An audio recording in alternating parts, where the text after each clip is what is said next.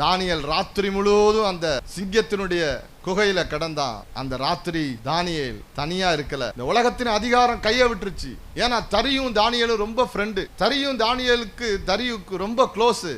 இந்த உலகத்தின் அதிகாரம் செயல்பட முடியல, கைவிட்டுருச்சு. ஆனா உன்னத அதிகாரம் கைவிடல. அந்த உன்னத அதிகாரம் தம்முடைய ஏஞ்சல்ஸ, தன்னுடைய தேவ தூதர்களை சிங்கங்கள் நிறைந்த அந்த குகைக்குள்ளே ஏற்கனவே தேவன் அனுப்பிட்டார். ராத்திரி எப்பொழுது விடியும் என்று காத்திருக்கிற தரிவு போய் அந்த சிங்கத்தின் குகையின் வாசலில் நின்று கொண்டு இருந்த வேதனையோடு கேட்கிறான், தானியேலே, ஜீவனுள்ள தேவனுடைய தாசனே, நீ இடைவிடாமல் ஆராதிக்கிற உன் தேவன் உன்னை தப்புவிக்க வல்லவராய் இருந்தாரா?